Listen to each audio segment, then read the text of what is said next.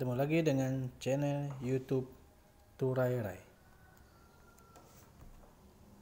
Pada saat ini, saya akan menyampaikan materi, khususnya materi geografi, dengan tema utamanya adalah keragaman budaya sebagai identitas nasional. Mari kita simak bersama.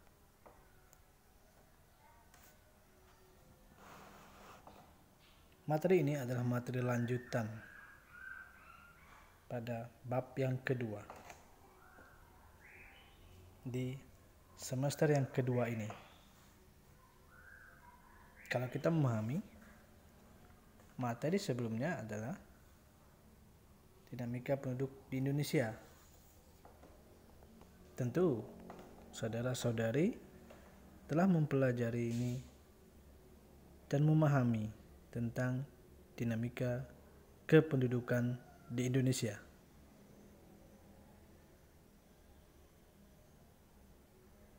Selanjutnya, kita akan pelajari tentang keragaman budaya sebagai identitas nasional.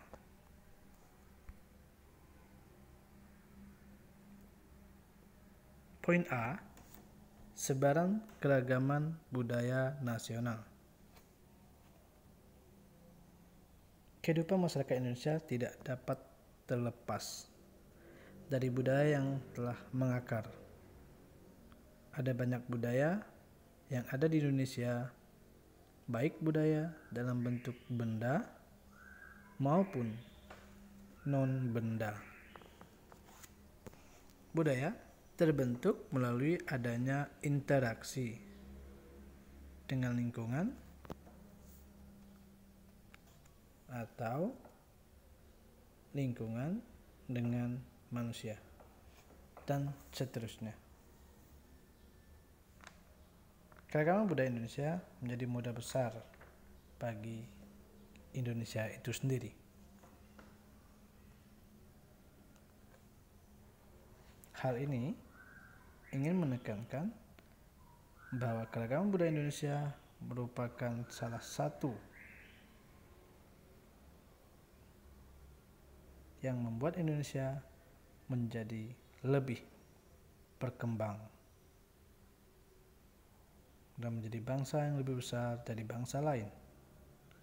Untuk itu, modal besar ini perlu dimaksimalkan melalui gerakan-gerakan, melalui pendidikan, dan lain sebagainya, seperti kita yang ingin memahami tentang sebaran keragaman budaya Indonesia.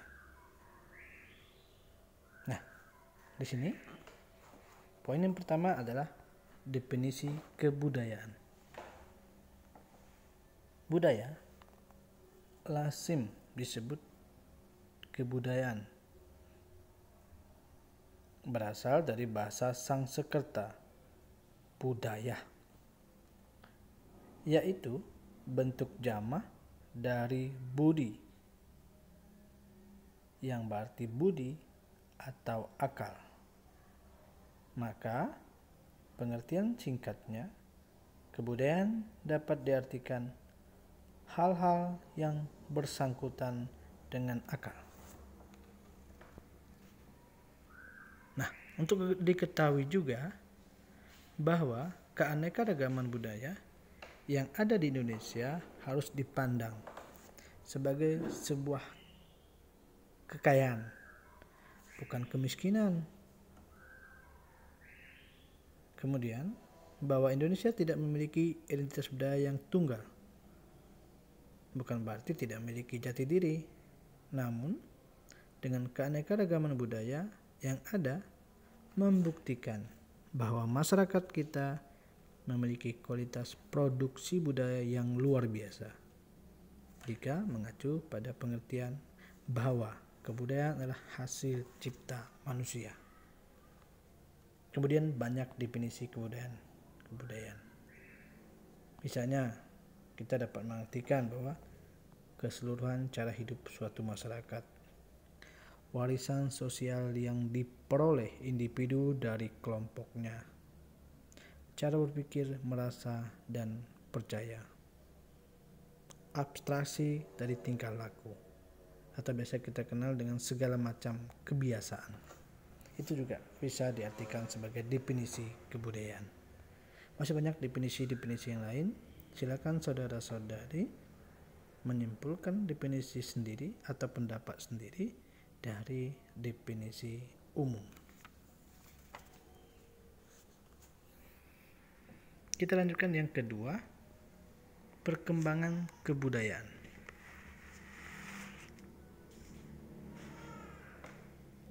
Untuk informasi bahwa kondisi masyarakat dengan adanya perkembangan kebudayaan yang mempengaruhi itu adalah faktor geografis suatu wilayah atau pedesaan atau bahkan perkotaan. Faktor geografislah yang mempengaruhi unsur-unsur budaya seperti bahasa, mata pencarian, kegiatan sosial, pengetahuan, kesenian, dan sistem kepercayaan. Hal tersebut berpengaruh karena hubungan faktor alam dengan manusia. Unsur budaya yang paling mudah terkena pengaruh adalah teknologi, mata pencarian, dan aktivitas sosial. Nah, kita lanjutkan ke materi tadi. Ini sekali info yang saya sampaikan tadi. Nah, materi yang kedua, perkembangan kebudayaan, bukanlah kebudayaan yang tunggal, melainkan berbentuk karena berbagai unsur suku bangsa yang ada. Nah, di sini kita mengambil pendapat para ahli. Pendapat itu menyimpulkan dalam pahamnya. Maka kita akan melihat dua paham, contoh ya, dua paham pada perkembangan kebudayaan. Yang pertama kita mengenal paham determinasi. Ini saya membuat kesimpulan paham determinasi itu singkatnya adalah alam mempengaruhi manusia. Nah, paham determinasi atau dikenal dengan determinasi yaitu pendapatnya Mahrujar. Aliran paham determinasi dengan tokoh yang lain, misalnya si Elwood. Dia memandang bahwa manusia sebagai figur yang pasif, sehingga hidupnya dipengaruhi oleh alam. Manusia cenderung pasif dalam menghadapi fenomena alam. Dapat diartikan bahwa manusia tidak dapat menentukan kehidupannya sendiri. Hal ini dapat dilihat berdasarkan mata pencarian, pola hidup, perilaku, dan kebiasaan pada lingkungan. Salah satu penganut paham ini adalah Frederick Russell.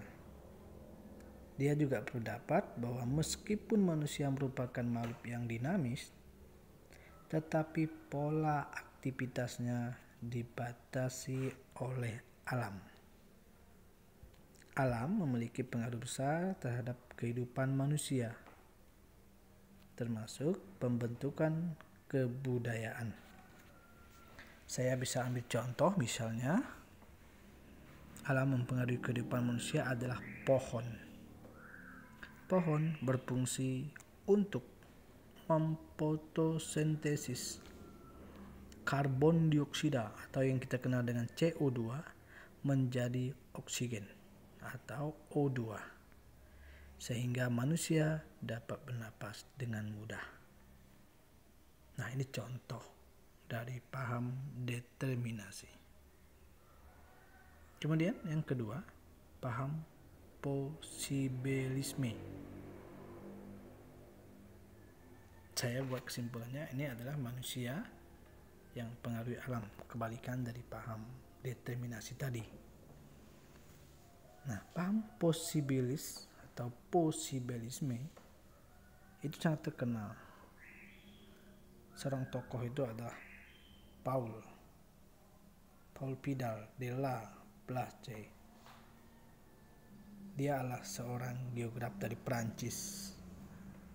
Dia memandang manusia sebagai makhluk yang aktif yang dapat membuktikannya alam untuk menunjang hidupnya. Paham ini juga berpendapat bahwa manusia merupakan makhluk berakal.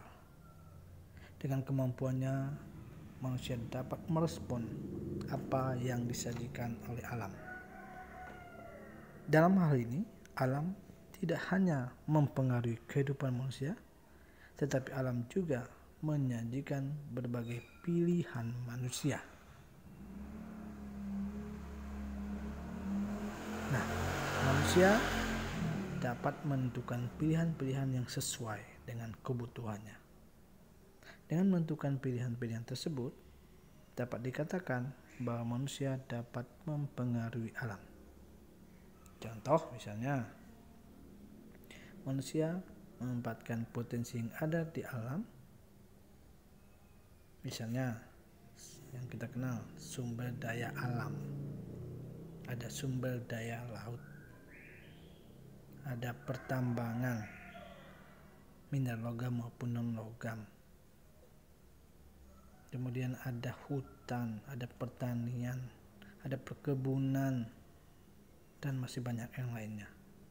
Itu semua dikelola oleh manusia. Hanya saja kadang-kala manusia itu mengelolanya secara berlebihan, akhirnya merusak. Maka kadang-kala kita mengenal namanya eksploitasi dalam sistem paham posibilisme ini. Nah, oleh sebab itu maka pilihan-pilihan yang disediakan oleh alam, manusialah yang memilih dan menentukan mana yang akan dimanfaatkan. Oke, ini poin yang kedua tentang perkembangan kebudayaan. Yang berikutnya, keragaman budaya nasional. Nah, Indonesia selain terkenal sumber daya alam dan keragaman hayatinya, juga terkenal akan kekayaan kebudayaannya. Kita dapat mengingat atau mencatat kurang lebih terdapat 300 suku bangsa di Indonesia dengan 726 bahasa daerah. Kemudian rumah adat di setiap suku bangsa tersebut. Pakaian tradisional, kesenian, dan agama yang tersebar di seluruh Nusantara. Keberadaan suku bangsa tidak hanya menempati suatu daerah dalam sebuah provinsi, namun ada juga yang menempati lintas daerah. Contoh misalnya, kita mengenal suku Jawa yang menempati 3 provinsi, Jawa Tengah, Jawa Timur, dan daerah istimewa Yogyakarta. Bahkan keberadaan suku Jawa sampai ke negara Suriname. Kemudian setiap suku tercermin dalam kehidupan sehari-hari. Saya ambil contoh lagi, misalnya selain di Jawa ada Papua. Itu cerminan dalam kehidupan sehari. Masyarakat Papua yang terkenal dengan festival lembah Baliem. Di situ ada kerajinan ukir, makanan khas Papua kita sudah tahu semua, sagu, dan lain sebagainya. Nah, untuk informasi juga, pernahkah saudara-saudari memperhatikan pembagian daerah administrasi provinsi di Indonesia? Apabila kita cermati, sebenarnya pembagian daerah administrasi provinsi berdasarkan kebudayaan daerah. Kebudayaan tersebut terpola berdasarkan batas administrasi, tetapi tidak menutup kemungkinan beberapa daerah administrasi terdiri atas beberapa kebudayaan, seperti yang saya contohkan tadi. Sering dijumpai pada daerah perbatasan terjadi akulturasi, atau biasa kita kenal dengan percampuran dua budaya. Hal ini kadangkala tercermin dari setiap provinsi yang memiliki kebudayaan. Misalnya pakaian tradisional, kesenian, rumah adat, bahasa daerah, dan suku bangsa. Mereka atau kesemuanya itu punya ciri khasnya. Itu info tentang keragaman budaya tadi. Nah, kita lanjutkan. Nah, setiap kebudayaan memiliki wujud yang berbeda-beda. Nah, di sini saya ambil pendapatnya J.J. Honeyman. Dia membedakan 3 wujud atau kebudayaan terbagi menjadi 3 bagian. Yang pertama itu gagasan. Wujud ideal kebudayaan adalah kebudayaan yang berbentuk kumpulan ide-ide, gagasan, nilai-nilai, norma-norma, peraturan, dan sebagainya yang sifatnya abstrak, tidak dapat diraba atau disentuh. Wujud kebudayaan ini terletak dalam pemikiran masyarakat yang ditaati dan dijadikan sebagai pedoman berperilaku. Meskipun terletak dalam hal pemikiran tadi, namun gagasan ini mengikat masyarakat dalam berperilaku dan bertindak. Contoh wujud kebudayaan gagasan adalah adat istiadat yang ada di masyarakat. Misalnya upacara ngaben di Bali, ada upacara kenduri di Jawa, ada upacara selamatan oleh masyarakat Sunda, ada di Kalimantan naik dango, dan lain sebagainya. Setiap daerah di Indonesia tentu memiliki wujud kebudayaan yang berasal dari gagasan yang berbeda karena dipengaruhi kondisi masyarakatnya. Ya, itu poin yang pertama, penjelasan tentang gagasan. Kemudian yang kedua, tindakan. Wujud kebudayaan berdasarkan tindakan disebut juga dengan sistem sosial, yaitu tentang tindakan berpola dari manusia itu sendiri. Nah, dapat saya jelaskan bahwa sistem sosial dalam masyarakat merupakan suatu tindakan interaksi, bergaul, berhubungan antar manusia menurut pola-pola tertentu berdasarkan adat istiadat yang berlaku.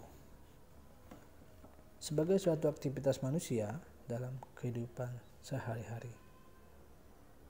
Wujud kebudayaan tindakan bersifat konkret, berarti dapat dilihat, dapat direkam, atau didokumentasikan. Nah, saudara-saudari juga bisa memberikan contoh wujud kebudayaan tindakan. Nah, saya ambil di sini adalah sebagai tentang pranata keluarga. Tindakan pranata keluarga yang berhubungan dengan tindakan tadi. Kemudian ada juga pranata ekonomi, ada pranata agama, dan sebagainya. Pranata agama misalnya, agama merupakan sistem yang mengatur tata kepercayaan dan peribadatan kepada Tuhan, serta yang mencakup tata kaidah yang berhubungan dengan manusia dan manusia dengan lingkungan, dan manusia dengan Tuhan. Itu tindakan perilaku manusia, cara manusia. Kemudian berbagai jenis agama di Indonesia, oleh karenanya diperlukan sesuatu norma yang mengatur hal-hal tersebut. Setiap agama memiliki norma yang berbeda-beda. Nah, kita bisa melihat kondisi agama di Indonesia. Setiap wilayah di Indonesia memiliki karakteristik norma agama yang berbeda-beda. Hal ini merupakan potensi yang harus kita hargai. Bukan menjadi satu pecahan, tapi harus kita hargai dengan cara menjaga kerukunan antar umat beragama. Itu tindakan kita. Kemudian yang ketiga, tentang keragaman budaya Indonesia, yaitu kebudayaan fisik. Wujud kebudayaan yang ketiga, yaitu berupa kebudayaan fisik, merupakan hasil karya, perbuatan, dan aktivitas manusia dalam masyarakat. Ciri khusus kebudayaan fisik ini adalah dapat diraba, dapat dilihat, dan dalam bentuk dokumen berupa foto. Misalnya, masyarakat Tanah Toraja memiliki budaya yang berbeda. Mereka mengenal seni kebudayaan sudah lama. Ukuran-ukuran sering kita lihat menjadi simbol kepercayaan hidup bagi masyarakat di sana. Tanah Toraja terukir di benua yang dikenal dengan Tongkonan, rumah adat Tanah Toraja, dan ada lumbung padi di sana. Masyarakat Toraja dalam tradisinya, apabila ada orang yang meninggal, tidak dikubur, melainkan diletakkan di gua-gua atau batu. Apabila ingin dikuburkan, tidak boleh bersentuhan dengan tanah, tetapi diganjal dengan batu. Menurut mereka, tanah itu suci yang dapat memberi kehidupan seperti ibu. Begitu halnya dengan keragaman agama di Indonesia lainnya. Di beberapa daerah masih ada sistem religi yang menganut kepercayaan pada benda-benda mati. Biasa kita kenal adalah kebudayaan-kebudayaan zaman dulu yang menyembah berhala dan lain sebagainya itu. Baik, itu adalah keragaman budaya nasional yang ketiga. Sekarang kita lanjutkan poin yang keempat, sebaran budaya nasional. Nah, sebenarnya ini penjelasan lebih rinci tentang sebaran budaya nasional. Itu lebih mudah kita memahaminya atau saudara-saudari memahaminya, yaitu nanti ada beberapa video setelah penjelasan materi ini. Itu lebih mudah untuk memahami tentang sebaran budaya nasional. Ya. Nah, untuk info, salah satu keragaman budaya nasional adalah keragaman alat musik misalnya. Contoh misalnya gamelan dari Jawa Tengah. Kalau kita teliti secara etimologi, gamelan berasal dari bahasa Jawa yaitu gamel, yang berarti memukul atau memainkan.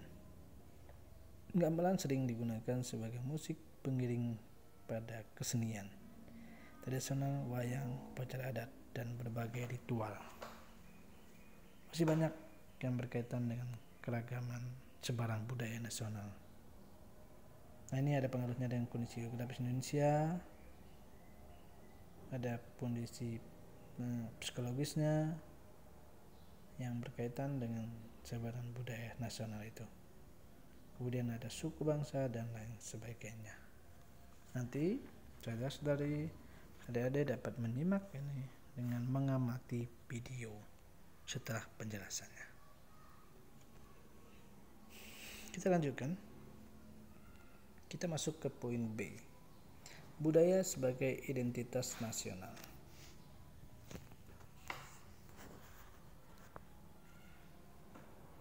Nah, keragaman budaya di Indonesia adalah kelebihan dan potensi kekayaan budaya Indonesia. Perbedaan di setiap daerah mencerminkan ciri khas kebudayaan daerah tersebut. Setiap daerah memiliki kebudayaan sendiri sebagai bentuk kekayaan budaya nasional. Nah, pada poin B ini yang pertama, faktor penyebab keragaman budaya. Faktor penyebabnya ya. Setiap daerah memiliki budaya yang berbeda-beda. Pada dasarnya, perbedaan keanekaragaman budaya disebabkan oleh kondisi lingkungan. Penduduk setempat beradaptasi dengan lingkungan yang dihuni sehingga menghasilkan keragaman budaya. Nah, ini pengantar dari faktor penyebab keragaman budaya. Nah, setiap daerah atau kelompok masyarakat mempunyai corak dan budaya masing-masing yang memperlihatkan ciri khasnya. Keadaan ini dapat dilihat dari kegiatan sehari-hari dalam kehidupan masyarakat. Nah, oleh sebab itu maka ciri khas tersebut bisa dilihat apa saja misalnya dalam kehidupan sehari-hari tersebut: keragaman bahasa, sistem teknologi, itu faktornya, sistem mata pencarian, kemudian keragaman agama. Coba kita kupas per bagian. Yang pertama adalah faktor penyebab keragaman budaya adalah keragaman bahasa. Nah, untuk informasi dulu, adanya pemahaman geografi budaya akan mempengaruhi pola pikir masyarakat. Masyarakat yang memahami keanekaragaman budaya akan berusaha menciptakan lingkungan yang kondusif supaya dapat hidup rukun dan tentram. Nah, mulai sekarang cobalah untuk saling menghargai, menghormati perbedaan kebudayaan di Indonesia. Itu info. Nah, kemudian kita kembali ke materi lagi. Keragaman bahasa tadi, faktor yang pertama penyebabnya. Bahasa lisan atau tulisan merupakan hal yang penting untuk berkomunikasi. Tanpa bahasa, manusia tidak dapat berkomunikasi satu dengan lainnya. Perkembangan bahasa di Indonesia dipengaruhi oleh kemajemukan suku bangsa yang ada. Suku bangsa memiliki bahasa daerah dengan ciri khasnya. Keanekaragaman budaya mencerminkan adaptasi manusia terhadap perubahan lingkungan. Bahasa bukan sekedar sebagai alat komunikasi, namun juga sebagai pemersatu antar kelompok suku bangsa. Nah, berdasarkan informasi juga, kalau kita pernah membacanya, Indonesia terdiri atas kurang lebih ya, saat ini ya, 726 bahasa daerah. Dengan bahasa komunikasi nasional tetaplah bahasa Indonesia. Bahasa yang paling besar digunakan adalah biasanya kalau kita mendengar di daerah-daerah itu bahasa Melayu misalnya.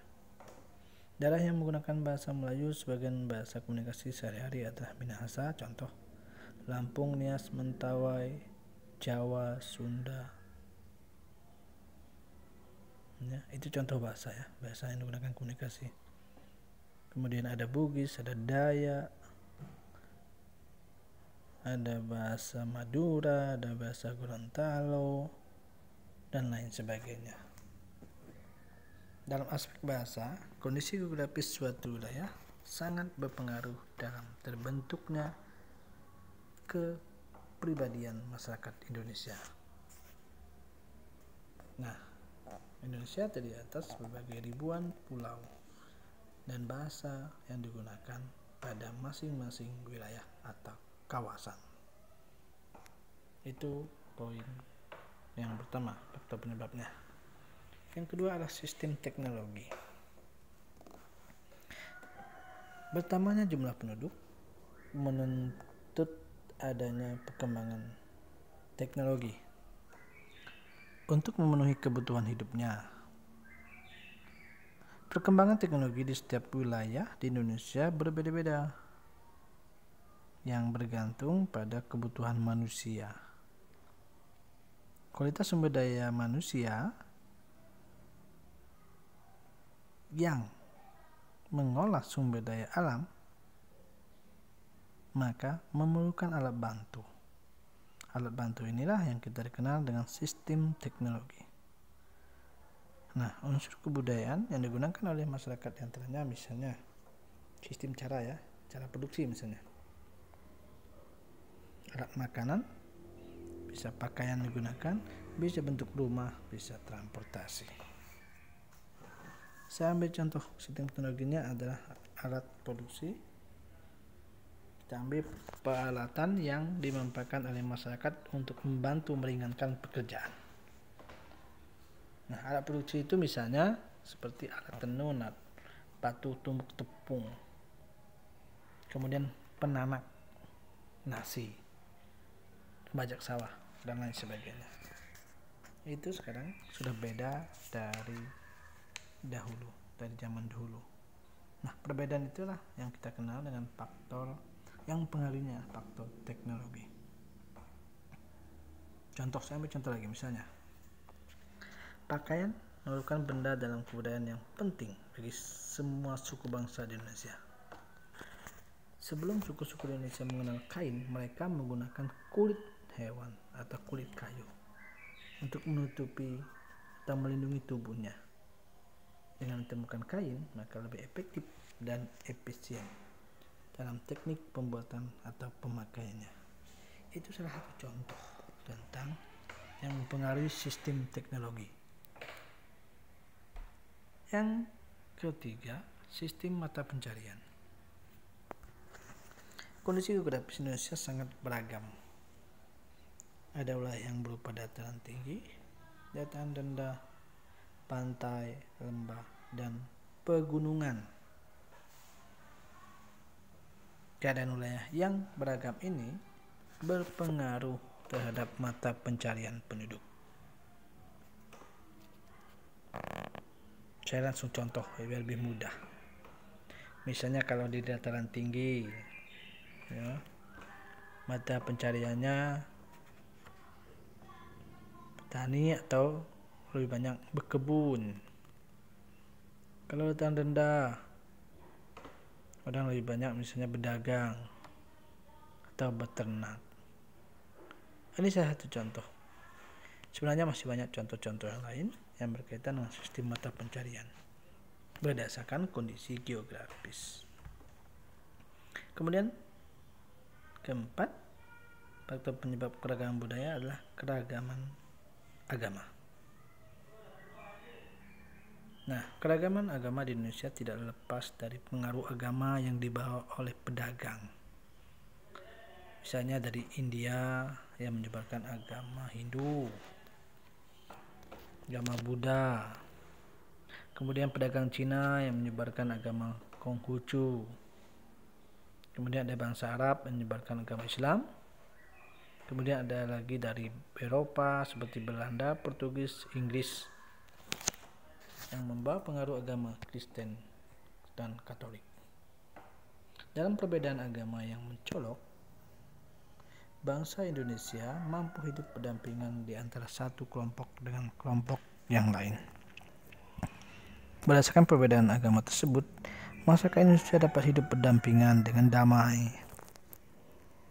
Dalam unsur agama, kondisi geografis berperan dalam proses pembentukan kepribadian masyarakat Indonesia. Keadaan ini dapat dilihat dalam kehidupan sehari-hari, yakni perkataan, perbuatan masyarakat dilandasi dengan kepercayaan. Nah, ini adalah contoh. Kemudian, tahukah kira-kira saudara-saudari, pernahkah kita berpikir mengapa kita mempelajari geografi budaya? Geografi budaya dipelajari karena adanya perbedaan budaya, khususnya hubungan pertumbuhan penduduk, memanfaatkan sumber daya alam, dan permasalahan yang diakibatkannya. Dengan demikian, geografi budaya dapat memberikan kontribusi yang besar terhadap perangkat konseptual dalam memahami masalah budaya yang kompleks ini.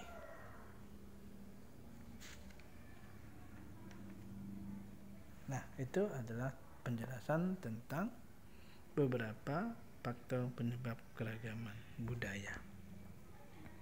Kita lanjutkan. Poin yang kedua, lahirnya identitas nasional. Lahirnya identitas nasional. Identitas bagi suatu bangsa merupakan sesuatu hal yang sangat diperlukan. Untuk apa? Untuk membedakan ciri khas negara tersebut dengan negara lain. Ciri khas suatu negara disebut juga sebagai identitas nasional. Berkaitan dengan kebudayaan nasional, kebudayaan daerah diperkokoh dengan semboyan. Nah, di kita ini ada namanya Bhinneka Tunggal Ika. Saya yakin semuanya sudah paham tentang itu. Pengertian juga paham, artinya sudah paham. Kebudayaan sebagai entitas nasional dapat diartikan sebagai jati diri bangsa atau kepribadian bangsa. Bangsa Indonesia patutlah bangga sebagai kita ini sebagai salah satu anak bangsa karena masih memiliki identitas. Ada banyak negara yang sudah tidak memiliki identitas nasional. Saya beri contoh misalnya Amerika Serikat, Australia, Pakistan, dan lain sebagainya. Maka kita harus bangga dengan bangsa Indonesia dengan banyak budaya, banyak keragaman, tapi kita punya identitas nasional yang melekat pada jati diri bangsa. Nah, ada beberapa faktor yang mempengaruhi lahirnya identitas nasional itu. Terbagi atas 4 faktor. A itu adalah faktor primer. Faktor primer meliputi etnisitas, teritorial, bahasa, agama, dan sebagainya. Pola hidup dan budaya Indonesia tidak dapat dipisahkan dari sejarah perkembangan bangsa Indonesia. Dalam hal etnis, sebagian besar etnis di Indonesia adalah Austronesia, yaitu apa? Pengaruh Australia Asia. Dengan kondisi demikian, sebagian besar penduduk Indonesia merasa bahwa mereka adalah satu keturunan.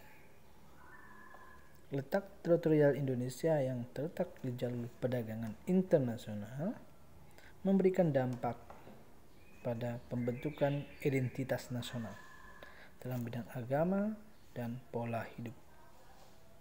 Pengaruh tersebut diperoleh dari pedagang, misalnya dari India, Cina, dan bangsa Arab. Itu faktor primer, faktor yang mempengaruhi lahirnya identitas nasional ya. Kemudian yang B, faktor pendorong. Faktor pendorong meliputi pembangunan komunikasi dan teknologi. Melalui komunikasi dan teknologi memungkinkan seseorang berhubungan dengan orang lain meskipun jarak yang jauh. Dari komunikasi tersebut seseorang dapat berinteraksi satu dan lainnya, yang mampu menumbuhkan rasa persaudaraan meskipun berbeda etnis, agama, atau warna kulit. Kemudian bagian C, faktor penarik. Faktor penarik mencakup modifikasi bahasa dalam gramatika yang resmi, tumbuhan birokrasi, dan pemantapan sistem pendidikan nasional. Sebagian besar bahasa yang digunakan di Indonesia adalah bahasa Melayu. Tadi sudah saya singgung tadi ya deh penjelasan sebelumnya. Meskipun untuk dialek bahasa Melayu sudah tidak seperti asalnya. Itu menarik ya. Nah, bahasa Melayu tersebut telah mengalami akulturasi akibat apa? Banyaknya suku bangsa yang ada di Indonesia. Berbagai suku bangsa tersebut menggunakan bahasa Melayu sebagai bahasa komunikasi misalnya dalam kehidupan sehari-hari atau bahasa resmi negara. Nah, perkembangan bahasa Melayu yang mengalami akulturasi menjadi penopang pembangunan. Bayangkan saja apabila misalnya 726 bahasa daerah digunakan tanpa adanya bahasa komunikasi nasional, pasti masyarakat akan mengalami kesulitan dalam komunikasi atau dalam berkomunikasi. Itu faktor penarik lahirnya identitas nasional. Kemudian yang berikutnya ada faktor reaktif atau aktif. Nah, faktor reaktif meliputi penindasan, dominasi dan pencarian identitas alternatif melalui memori kolektif rakyat. Lebih dari 3,5 abad bangsa Indonesia dijajah oleh bangsa Eropa. Mereka mengambil sumber daya alam bangsa ini tanpa memperhatikan kesejahteraan rakyat. Pengambilan sumber daya alam yang besar tersebut tentu menyengsarakan rakyat Indonesia. Penindasan dan penganiayaan yang berujung pada kematian tidak hanya dirasakan oleh satu suku saja di Indonesia. Kondisi perjuangan yang dialami masing-masing suku bangsa di Indonesia menimbulkan rasa persaudaraan dan persatuan untuk saling menolong. Suku-suku yang tersebar dari Sabang sampai Merauke merupakan satu kesatuan yang merupakan identitas nasional. Itu yang faktor reaktif. Ya, berdasarkan ada sejarahnya, historisnya. Oke, kemudian kita lanjutkan ke tadi B, sekarang bagian C, budaya sebagai potensi wisata. Nah, di sini apakah kamu sudah memiliki gambaran mengenai pariwisata budaya di Indonesia? Tentu kita punya gambaran masing-masing tentang budaya nasional sebagai potensi wisata. Nah, ini banyak pengaruh, banyak keuntungan. Apa yang dapat kamu simpulkan misalnya setelah kita memahami tentang budaya nasional sebagai potensi wisata tadi, kita bisa menghasilkan visa bagi negara. Karena potensi tadi ya, potensi wisata tersebut. Nah, perbedaan itu adalah membuat orang merasa tertarik ya untuk melakukan wisata atau berwisata ke Indonesia. Nah, poin ini dari C tadi kita terbagi atas 3 poin. Yang pertama adalah kebudayaan dan pariwisata. Kebudayaan merupakan kegiatan yang terdiri atas berbagai aspek. Di antaranya kebudayaan sosial, ekonomi, politik, teknologi, dan alam. Nah, melalui pariwisata terjadilah interaksi antar lintas budaya yang saling mempengaruhi. Kebudayaan merupakan salah satu aspek dalam pariwisata yang dapat dijadikan berbagai potensi tadi sudah saya sampaikan. Nah, pengembangan pariwisata berdasarkan pada kebudayaan pada setiap daerah tersebut maka dikenal dengan pariwisata budaya. Oke, kemudian yang kedua, pengaruh pariwisata terhadap kebudayaan tentu sangat pengaruh. Jangan ambil saja kesimpulannya, pengaruh tersebut ada positif ada negatif. Misalnya kalau pengaruh positif, pemberdayaan masyarakat dalam mengembangkan kebudayaan dan pariwisata semakin kreatif, semakin bagus. Untuk melindungi, menjaga, dan melestarikan kebudayaan sebagai upaya untuk melestarikan warisan budaya. Pengembangan pariwisata yang bertumpu pada kebudayaan. Terciptanya lapangan pekerjaan. Dan silakan saudara-saudari mencari pengaruh pariwisata terhadap kebudayaan yang positif, akan ditambah. Kemudian kalau negatif, saya ambil contoh misalnya masuknya budaya luar dapat merusak kebudayaan daerah. Masyarakat tidak dapat beradaptasi akan istilahnya terpinggirkan. Pola hidup yang konsumtif, biasanya seperti itu, ada pengaruhnya dan lain sebagainya. Kemudian yang ketiga, budaya nasional sebagai potensi ekonomi kreatif. Tentu jelas bahwa pada materi sebelumnya kamu atau saudara-saudari telah mempelajari pariwisata dan kebudayaan. Nah, kebudayaan di Indonesia yang beraneka ragam merupakan suatu potensi apabila kita dapat memanfaatkannya, kita dapat memberikan atau mengambil peluang dari adanya wisata tersebut. Kita harus kreatif. Nah, bagaimana kreatif? Tentu kita punya ide, tapi kadang-kadang kesulitan. Ide tersebut itu hanya hilang saja. Nah, ekonomi kreatif prinsipnya adalah peningkatan sumber daya manusia yang berkualitas, yang mampu untuk mendayagunakan sepenuhnya dalam pembangunan atau mengambil peluang. Ekonomi kreatif bertujuan untuk mendorong produktivitas masyarakat itu sendiri, menciptakan inovasi-inovasi yang tinggi untuk meningkatkan ekonomi masyarakat. Nah, itu adalah dari adanya pengaruh atau adanya wisata kebudayaan tadi. Coba contoh-contoh yang lainnya yang berkaitan dengan inovasi-inovasi yang dapat menarik wisatawan ke Indonesia. Nah, kemudian saya ambil contoh lagi. Ya, tahukah kita bahwa misalnya saya ambil contoh suku Minangkabau memiliki pandangan hidup yang tertuang dalam ketentuan adat yang disebut dengan adat Minangkabau. Adat Minangkabau merupakan aturan atau tata cara kehidupan yang disusun berdasarkan musyawarah dan mufakat. Punya ciri khas sendiri, kreatif, masyarakatnya kreatif. Baik, ya, ini penjelasan tentang keragaman budaya. Dari penjelasan tersebut dapat saya simpulkan materinya terbagi dari 3 poin utama. Poin yang pertama, kebudayaan tadi dapat diartikan ya dari bahasa Sanskerta. Ini mengingatkan kembali ya ilustrasinya, kesimpulannya.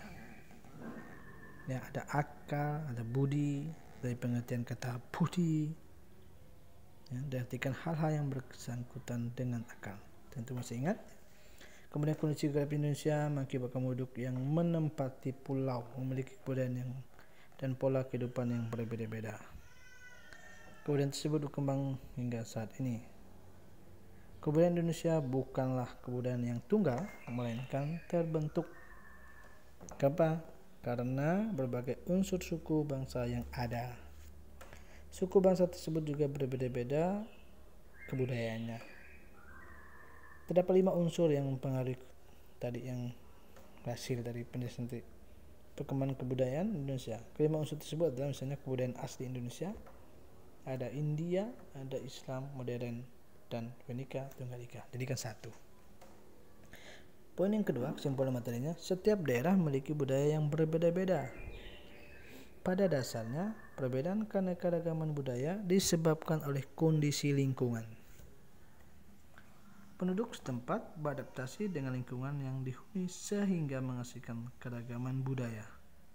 Setiap daerah atau kelompok masyarakat mempunyai corak dan budaya masing-masing yang memperlihatkan ciri khasnya. Nah, tadi sudah kita lihat, atau sudah kita dengarkan penjelasannya. Kemudian poin yang ketiga, bahwa pariwisata merupakan salah satu sektor yang mendukung pembangunan nasional, terutama dalam menghasilkan devisa negara. Selain menghasilkan devisa negara, pariwisata bertujuan untuk memperkenalkan dan melestarikan keindahan alam maupun kebudayaan Indonesia. Nah, dengan poin-poin dan kesimpulan tersebut, maka kita dapat menarik kesimpulan bahwa budaya itu sangat penting dan harus dipahami supaya kita tidak ketinggalan informasi-informasi tentang kebudayaan. Nah, ini dia yang penting. Jangan lupa like dan subscribe. Terima kasih, semoga bermanfaat. Salam sehat.